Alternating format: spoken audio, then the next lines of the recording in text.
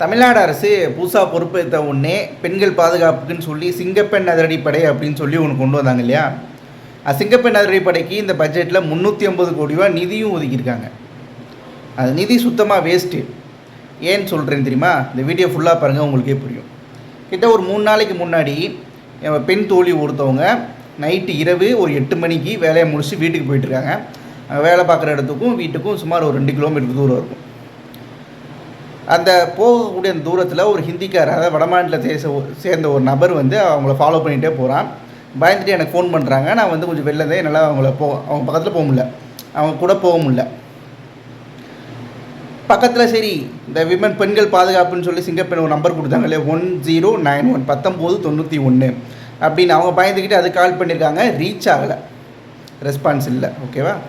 எப்பயும் போல் நம்ம கண்ட்ரோல் ரூமுக்கு 100க்கு ஃபோன் பண்ணுங்க அப்படின்னு அதுக்கும் கால் பண்ணி பார்த்துருக்காங்க. அதுலேயும் ரீச் ஆகுது, ரெஸ்பான்ஸ் இல்லை. அதுக்கு இடையில அவங்க வீட்டுக்கு போகக்கூடிய அந்த தூரத்தில் இடையில என் ஃப்ரெண்டோட கடை ஒன்று இருக்குது. அங்கே போயிட்டாங்க. அங்கே போய் 2-3 பேர் சேர்த்து அந்த ஹிந்திக்காரனை பிடிச்சி பக்கத்தில் இருக்க போலீஸ் ஸ்டேஷனில் ஹேண்ட் ஓவர் பண்ணிட்டாங்க, ஒப்படைச்சிட்டாங்க. இப்போ என்ன கேள்வி அப்படின்னா, செயல்படாத துறைக்கு எதுக்கு 350 கோடி சம்பாரிச்ச பணத்தை கொடுக்குறீங்க? மக்களோட பணம், மக்களோட வரி பணம்.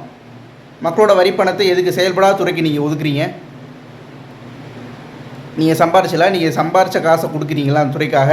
எதுவுமே கிடையாது இல்லையா. இப்போ என்ன பண்ணுறோம் அப்படின்னா, அந்த துறைக்காக ஒதுக்கப்பட்ட 350 கோடி அந்த துறை ஆரம்பிச்சதுலேருந்து இதுவரை எத்தனை புகார்கள் எடுத்து எத்தனை புகார்கள் நடவடிக்கை எடுத்துருக்காங்கன்னு சொல்லி நம்ம ஒரு தகவல் உரிமை சட்ட ஆர்டிஐ கீழே ஒரு பெட்டிஷன் போடுறோம். பெட்டிஷன் போட்டு அந்த 350 கோடி இதுக்கு முன்னாடி ஒதுக்கிய அனைத்து நிதியும் எதுக்காக செலவு செய்யப்பட்டிருக்கு அப்படின்றத மக்களுக்கு முன்னாடி நம்ம கொண்டு வரோம். சாமானியன் சிந்தனை.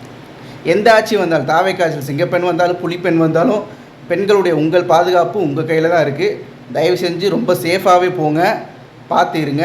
நன்றி.